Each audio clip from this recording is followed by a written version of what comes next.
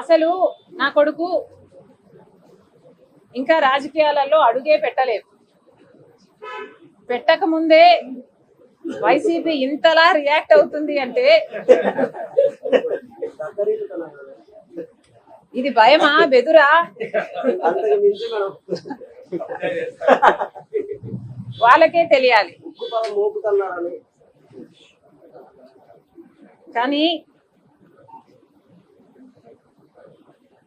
రాజారెడ్డి అని నా కొడుకుకి నామకరణం చేసింది స్వయాన రాజశేఖర్ రెడ్డి గారు. వైసీపీ సైతాన్ సైన్యం ఎంత అరిచి గీ పెట్టినా నా కొడుకు పేరు వైఎస్ రాజారెడ్డి. ఎన్ని కుక్కలు మురిగినా దీన్ని మార్చలేవు. నా కొడుకు పేరు రాజారెడ్డి, నా కొడుకు రాజశేఖర్ రెడ్డి వారసుడే. ఇప్పుడు వీళ్ళు చెప్తున్నది చంద్రబాబు గారు చెప్తే మార్ఫింగ్ చేశారు ఒక వీడియోని. నేను కూడా చూసాను, ఆ టీం కూడా పెట్టింది. మార్ఫ్ చేసిన వీడియోలో చంద్రబాబు గారు చెప్తే నా కొడుకు రాజకీయాలలో వస్తాడు అని నేను చెప్పినట్టు కష్టపడి మార్ఫింగ్ చేశారు. చూస్తే నాకు చాలా నవ్వు వచ్చింది. ఇంత కష్టం మీకు అవసరమా అనిపించింది.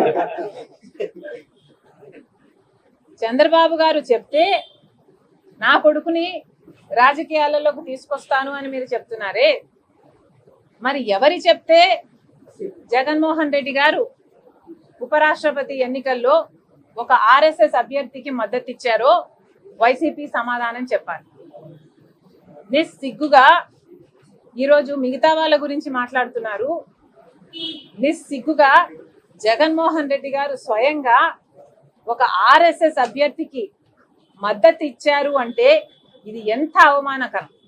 అసలు రాజశేఖర్ రెడ్డి గారు బీజేపీని వ్యతిరేకించిందే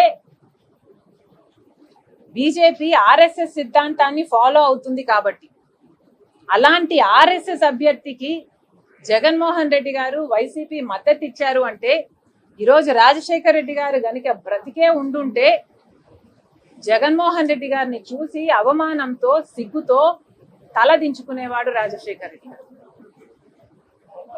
అసలు జగన్మోహన్ రెడ్డి గారు సమాధానం చెప్పాలి.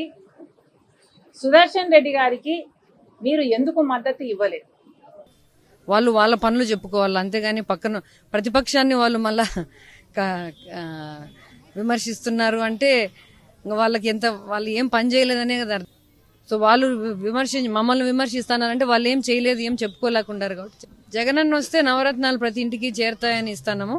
పులివెందుల ప్రజలకు అంటే గత 30-40 ఏళ్ళుగా మా ఫ్యామిలీ ఎట్లా వాళ్ళకి ఏం అవసరం ఉన్నా కూడా మేము స్పెషల్గా హామీ ఇకపోయినా వీఆర్ దేర్ ఫర్ దెమ్. మేము వాళ్ళకి అందుబాటులో ఉంటాము.